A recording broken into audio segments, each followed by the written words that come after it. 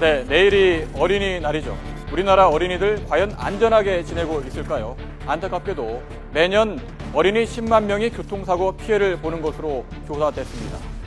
이와 함께 각종 안전사고를 시달리고 있는데 문제는 집안에서 어린이 안전사고가 집중되고 있다는 겁니다. 오늘 이 내용 집중적으로 알아보도록 하겠습니다. 먼저 영상으로 시작합니다.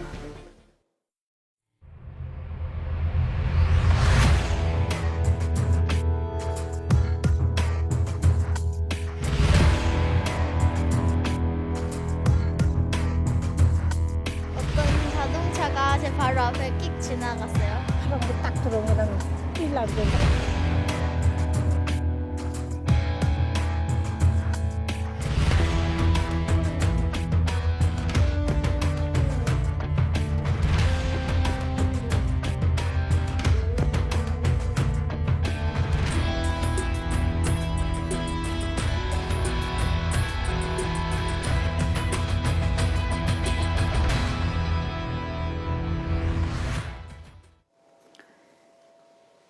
네, 14세 이하 어린이 안전사고의 발생률을 보면 우리나라는 37.4%로 12.4%인 호주나 미국에 비해서 월등히 높은 것으로 나타났습니다. 전문가와 함께 어린이 안전사고 좀 짚어보도록 하겠습니다.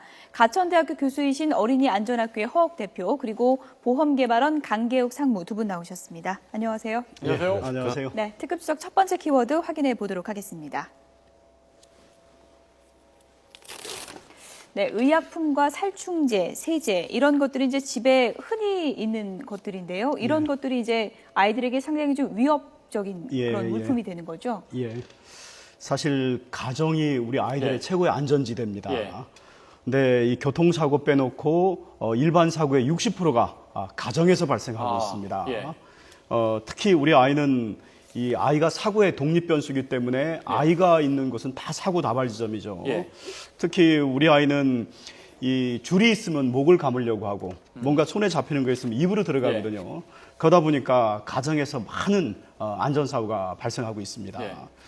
네, 이런 안전사고 특히 문제는 이 대상자가 아이들이 어릴수록 더 많은 피해를 보고 있다는 거 아니겠습니까? 그렇죠. 6세 이하 아이들이 대부분 피해를 보고 있다고요. 네. 그렇죠. 특히 뭐 영아, 유아아이들이 이 중독사고, 질식사고에 거의 한 70% 이상 가까이 되는 거죠. 그래서 좀 아까 말씀드린 대로 우리 아이들은 손에 잡히는 거는 입으로 넣으려고 하고 또 블라인드 줄 같은 이렇게 줄이 있으면 또 목을 감으려고 하거든요. 그러다가 아이가 이렇게 질식사하는 그런 사고가 많은데 특히 우리 가정에 있는 의약품, 어떤 세제, 또 살충제 이런 부분이 아이들의 어떤 질식과 중독 사고를 일으키는 가장 큰 원인 중에 하나입니다. 네, 준비된 그래픽을 좀 보면서 얘기를 했으면 좋겠는데요. 보면 의약품과 표백제 그리고 세탁세제 순서라고요? 예. 그래서 흔히 우리 아마 집에 보면은 약 먹고 남은 게 아주 이렇게 많이 돌아다닙니다. 그렇죠. 사실 그거는 우리 어린아이가 있는 집에서는 두면 안 되고요. 반드시 남은 약품은 이 약국에다 갖다 주면은 폐기가 됩니다. 그런 부분 잘 모르시거든요. 그래서 항상 우리 아이가 그런 약을 발견하면은 먹을 수 있다라는 그런 생각을 좀 해주셔야 되고요. 뭐 살충제라든가 세제도 마찬가지입니다. 자칫 우리 아이가 그 세제라는 걸 모르고서 또 마실 수 있는 그런 위험도 있기 때문에 항상 아이 손에 닿지 않도록 해주는 그런 세심한 노력이 요구됩니다. 네, 미국이나 유럽, 일본 같은 경우에는 이 캡슐형 세제를 마셔서 문제가 되고 있다고 하는데 우리나라 같은 경우에도 이런 피해가 뭐 확인되고 있습니까? 아직까지는 뭐 심각하지는 않습니다만 우리나라도 지금 이게 문제가 될 수 있습니다. 흔히 사탕형 세제라고 하죠. 그래서 이 세제의 정확한 양 한 1회 정도로 해가지고 넣게 되면은 그만큼 간편하고 또 절약도 될 수가 있는 거죠. 그런데 지금 이 유럽에서 특히 일본에서 아이들 삼킴 사고 이런 캡슐형 세제의 삼킴 사고가 한 70% 가까이 됩니다. 또 미국에서는 또 사망한 아이도 발생이 됐거든요. 그렇기 때문에 우리도 소비자원에서 뭔가 안전주의보를 내렸죠. 그래서 각별히 우리 부모님들이 이런 부분에서 세심한 신경을 쓰셔야 됩니다. 자, 두 번째 키워드 보면서 이야기 나눠보도록 하겠습니다. 눈 깜짝할 사이. 자, 말씀하신 대로 정말 집이 가장 안전해야 되는데 집 안에서 각종 어린이 안전사고가 발생하고 있습니다. 더구나 눈 깜짝할 사이에 일어나다 보니까 부모들이 손을 제대로 쓸 수 없거든요. 어떤 점에 특히 주의를 해야 할까요? 사실 좀 아까 잠깐 말씀드렸는데요. 예. 정말 이 부모님이 잠깐 한눈 파는 사이에 네. 우리 18개월 된 아이가 아장아장 걸어가 가지고서 블라인드 줄을 잡은 겁니다. 잡고 일어나 가지고서 목을 이렇게 감다가 갑자기 그냥 넘어지면서 그 줄에 졸려 가지고 사망한 그런 예가 있었죠. 예. 그래서 이 블라인드 줄은 항상 아이 손에 닿지 않도록 해줘야 되고요. 또 요새 의약품에 어린이 보호 포장이 우리나라 제품은 외국에 비해서 많이 안 돼 있습니다. 구체적으로 뭐 잘 열리지 않는 뚜껑을 그렇죠. 말씀하시는 예, 거예요? 우리 어른들이 힘을 줘가지고 열어야지만 열립니다. 예. 그래서 외국 같은 경우는 뭐 빙초산이나 구강 청결제까지도 이 보호 포장을 하고 있습니다. 예.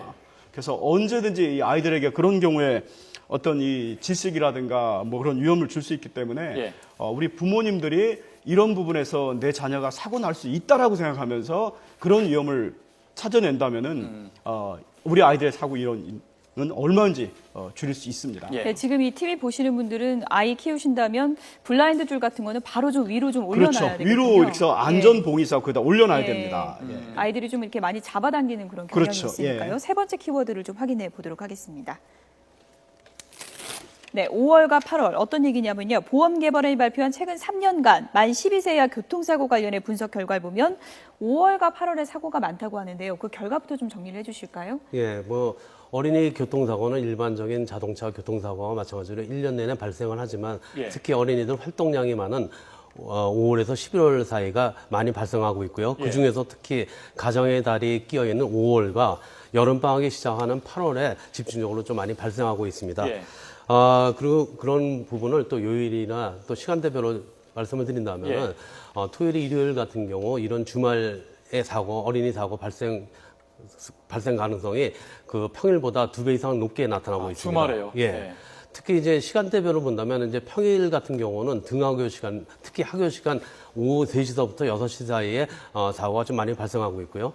주말인 경우는 오후 1시서부터 오후 5시까지의 사고가 좀 많이 발생하고 있습니다. 예. 이런 측면을 볼 때 어린이들의 활동량이 많은 시간대에 사고율이 많은 그런 직접적인 연관성이 있다고 좀 볼 수 있겠습니다. 어린이 교통사고가 뭐 5월, 8월에 집중되고 특히 뭐 어린이 활동량이 많은 시간대에 집중된다고 하는데 네. 내일이 어린이날인데 어린이날에도 사고가 많이 난다고요? 예. 아무래도 이제 어린이들이 활동을 많이 하게 되니까요. 예. 예, 부모님들과 뭐 아니면 친구들끼리 동네에서 돌아다니면서 이제 활동 반경이 좀 넓어지는 거죠. 예, 그렇군요. 자, 연령대로 볼 때도 저학년층일수록 사고가 많이 나는 겁니까? 1학년이나 예. 2학년일수록 사고가 많이 예, 나죠? 특히 저학년의 1학년, 2학년 때가 고학년의 3학년부터 6학년 때까지보다도 사고 발생률이 높은데요. 뭐 이거에 대한 구체적인 통계적인 자료는 없지만은 예. 판단해 보건데 초등학교 입학하기 전에는 활동 반경이 좀 폭이 적다든지 또 활동할 때 대부분 부모님이나 아니면 예. 또 보호자들의 보호하에서 활동을 하게 되지만은 초등학교에 입학하게 되면 이제 활동 반경도 넓어지면서 또한 그 부모님이나 또 보호자들의 보호되는 그런 시간도 좀 적어지고 또한 그 한편으로 그와 반면으로 집중력이라든지 주의력은 떨어지는 상태이기 때문에 저학년층에서 더 많이 발생하는 걸로 저희가 판단하고 있습니다. 사고가 많은 이제 유형이 있을 텐데요. 그 네. 교통사고 중에서도요. 부모님 입장에서 아이들에게 어떤 부분을 좀 강조해줘야 도움이 될까요? 사고 예방에. 특히 이제 저희가 이제 보면은 이제 사고를 보면은 이제 특히 중대 그 과실 측면에서 본다면은 신호 위반, 뭐 중앙선 침범 그리고 횡단보도가 있는데 특히 예. 어린이 사고는 횡단보도 측면에서 네. 좀 많이 나타나고 예. 있습니다. 거기에 좀 첨언을 한다면요. 예. 현재 우리 어린이 교통사고를 크게 보면 세 가지로 나눌 수 있는데요. 네. 보행 중 사망이 한 68%를 차지하고요. 예. 그다음에 승차 중 사망, 차 안에 있다 나는 사고가 한 4~5%. 예. 또 바퀴 달린 놀이기구 사고입니다. 나머지는요. 근데 특히 이 보행 중 사고 중에 가장 많은 게 무단횡단 사고입니다. 예. 이 무단횡단 사고가 많은 근본 원인은 무단횡단하는 어른들이 많아서 그렇습니다. 그냥 따라하는 거군요. 그렇죠. 우리 아이는 그죠? 어른에 비해서 모든 능력이 떨어집니다. 예. 위험을 인지하고 판단하고 행동하고 대응하는 능력이 예. 떨어지는데 어른에 비해서 모방 능력만은 월등히 뛰어나거든요. 그래서 우리 어른들이 무심코하는 무단횡단이 바로 내 자녀, 이웃 어린이의 교통사고를 조장한다고 생각을 해주셔야 되고요. 특히 자녀를 데리고 하는 무단횡단은 자녀에게 교통사고 나는 법을 알려주는 거나 마찬가지입니다. 그런 면에서 우리 어른들이 더 각별히 모범을 보여주셔야 됩니다. 급할 때 그냥 아이들 데리고 뛰는 분들 많이 볼 수 그렇죠. 있는데 그러면 그런 거좀 예, 그 아이가 나중에 어떻게 하겠습니까? 예. 결국은 무단횡단 하다 보면은 사고를 당할 수밖에 없는 그런 위험에 처할 수 있죠. 네, 그렇군요. 자, 마지막 키워드 보면서 이야기 나눠보도록 하겠습니다. 세례미법, 그러니까 통학버스의 사고 때문에 목숨을 예. 잃은 아이들, 정말 안타까운 사고가 잇따르고 있는데 올해 들어서만 이미 3명이 목숨을 잃었고요. 세례미법이 발효된 이후에도 이런 사고가 끊이지 않고 있습니다. 대책은 없는 걸까요? 어떤 점에 유의를 해야 할까요? 예, 우선 이 세리미법에 대해서 먼저 말씀을 드리면요. 지난 2년 전이죠. 청주에서 4살 여아 세리미가 예. 그 통학버스에서 내려서 그 버스 앞으로 지나갔는데 운전자가 발견을 못하고 지나가서 아이가 사망한 그런 사고였습니다. 예. 결국은 내려준 차가 그 아이를 사망케 한 겁니다. 그래서 또 그러면서 계속해서 통학버스 사고가 났고요. 예. 그래서 어린이 통학버스의 시설과 보호 기준을 대폭 강화하자 해가지고서 마련된 법이 세리미법입니다. 예. 올해 1월 29일부터 발효가 됐고요. 그래서 이 세리미법의 주요 골자를 보면은 어린이 어린이용 안전벨트를 착용하도록 되어 예. 있고 인솔교사를 동승하도록 하고 있고 예. 운전자, 인솔교사, 시설장에 또 안전교육도 받도록 하고 있습니다. 위반하면 처벌도 강하게 하겠다고 했고요. 근데 그럼에도 불구하고 계속해서 이런 사고가 나고 있습니다. 특히요, 올해 발생한 사고는 세리미법의 모든 요건을 다 충족했는데도 이런 사고가 났습니다. 그러니까요. 예. 이렇다면은 이 세리미법에 분명한 허점이 있는 겁니다. 몇 가지 허점을 좀 말씀을 드리고서 예방 대책을 말씀드리겠는데요. 우선 첫째는 2년 단위로 3시간의 안전교육을 받도록 의무화시켰습니다. 시설장하고 인솔 교사하고 예. 운전자까지. 예. 이거는 너무나 형식적인 교육에 불과합니다. 2년에 3시간. 3시간요. 또 이 안전시설 규정도 실제 아이가 차 앞으로 지나가다가 사고가 나고 있는데 차 앞에 있는 아이 운전자가 안 보이는 사각지대를 대비할 수 있는 시설도 없습니다. 그 차량 앞에 전방 감시 센서를 설치해가지고서 운전자가 느끼도록 한다든가 아니면 선중에서는 앞에 가드바가 나오도록 해가지고서 아이가 바로 그 앞으로 못 지나가도록 또 하고 있습니다. 또한 운전자 기준도 선중에서는 통학버스 자격증 제도를 도입해가지고서 철저하게 그런 의식이 돼 있고 위반 경력도 없는 사람들을 운전하도록 하는데 우리는 면허만 있으면 아무나 운전할 수 예. 있습니다. 또 뭐 위반해도 사실 범칙금도 적습니다. 근데 선진국은 예. $1,000 정도를 부과를 하고 있는 거죠. 네. 그래서 그런 부분에 문제는 있습니다만 우리가 그럼 앞으로 어떻게 보완해야 되냐면요. 현재 어린이 통학버스 사고 유형과 예방법이 이 유형이 다 나와 있습니다. 네.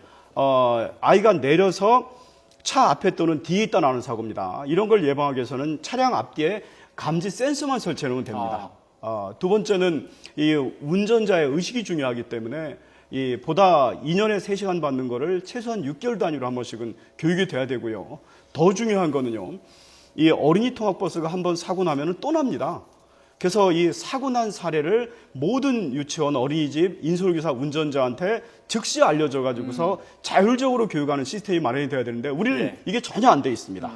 그러다 보니까 결국 처벌받고 이런 사고가 또 반복되는 예. 거죠. 예, 이게 가장 중요한 건 역시 가정에서 우리 부모님들이 이런 사고 유형과 예방법을 아시고서 네. 평상시에 꾸준히 교육을 시켜주시는 그런 노력들이 병행될 때 통학 이런 사고를 차량에 줄일 수 타는 있습니다. 아이들 수가 워낙 많다 보니까 뭐 인솔교사 한 명이 다 일일이 이제 볼 수는 없는 거고 시스템이 잘 돼 있어야 이런 사고를 이제 예방할 수 있을 그렇죠. 텐데요. 예. 근데 저학년 학생들의 이제 교통사고를 짚어보면은 주로 이제 횡단보도에서 많이 일어난다고 합니다. 예. 아이들이 뭐 좀 더 이렇게 좀 안전 수칙을 익히는 것도 중요하겠지만 운전하는 분들의 의식도 좀 바뀌어야 좀 가능하지 않겠습니까? 네. 저희 그 통계 분석 결과를 보면 횡단사고, 어린이 교통사고 중에서 횡단보도에서 발생하는 예. 사고 비중이 전체 사고 비중에서 차지하는 그 횡단보도 사고보다 한 2배 정도 높습니다. 그래서 저희에서는 그 보호자의 지도라든지 운전자의 어떤 주의를 요하고 있는데요. 보호자인 경우는 어린이들에게 횡단보도에서 신호가 바뀌더라도 한 1, 2초 정도 잠깐 머물다가 주위를 살피고 좀 건너는 그런 습관 같은 걸 좀 가르쳤으면 하고 또한 횡단보도를 건널 때 뛰지 말고 걸어서 좀 횡단보도를 하는 습관. 그리고 이 또 한 가지는 지금 이거는 뭐 어린이뿐만 아니라 어른들한테도 사실 말씀드리고 싶은 부분인데요. 저희가 이제 횡단보도를 건널 때 보행자들 보면은 휴대전화로 뭐 전화를 하거나 문자를 하거나 뭐 여러 가지 하시는 분들이 많습니다. 특히 횡단보도 할 때는 그 걷는 데에 좀 집중을 하셔서 좀 그런 습관을 좀 기르시면은 좀 횡단보도 사고를 좀 줄일 수 있지 않을까 이런 생각이 들고요. 운전자의 입장에서도 학교 주변이라든지 어린이 보호구역 이런 주변 시설 특히 횡단보도에서는 필히 서행을 좀 해주시고 또한 어린이들이 그 주변에서 갑작스럽게 나올 수도 있기 때문에 주의를 살펴가면서 안전 운전에 좀 더 각별한 신경을 좀 써주셨으면 하는 바람입니다. 예. 최근에는 말이죠. 이런 어린이 안전사고에 대비해서 뭐 각종 보험을 드는 부모님들도 계신 것 같은데 예. 어떻습니까? 그런 보험 상품이 개발되고 뭐 적극적으로 가입하는 것이 바람직한 겁니까? 예, 저는 뭐 보험 상품은 여러 가지 다양한 위험을 보장하는 여러 담보들로 구성되어 있습니다. 그래서 보험 한 가지의 특정한 보험 상품을 말씀드리기보다는 어린이들을 보호할 수 있는 그런 여러 담보들이 포함된 상품을 좀 가입하는 것을 좀 추천드리고 싶은데요. 그 중에서 이제 국민건강보험의 보충적 역할을 할 수 있는 실손 의료비 담보라든지 또 어린이들에게 주로 발생하는 골절이라든지 화상을 치료를 보장하는 골절 화상 진단비 담보 또 하나는 또 자녀의 치아 부정교합 뭐 진단 시 치료를 목적으로 하는 치아 부정 치료비 담보 이외에도 일상생활에 어린이들이 우연한 사고로 해서 타인의 신체나 재물에 손해를 입힐 경우 법률상 배상 책임이 부과되는데 그런 법률상 배상 책임을 보장할 수 있는 일상생활 배상 책임 담보 등이 포함된 상품을 좀 추천해드리고 싶습니다. 예, 그렇군요. 네. 어린이는 나라의 미래입니다. 이 나라의 미래인 어린이들이 안전하게 살 수 있도록 보완 대책 반드시 마련돼야 될 것으로 보입니다. 네, 어린이 안전학교의 허욱 대표, 보험개발원의 강계욱 상무 두 분이었습니다. 고맙습니다. 고맙습니다.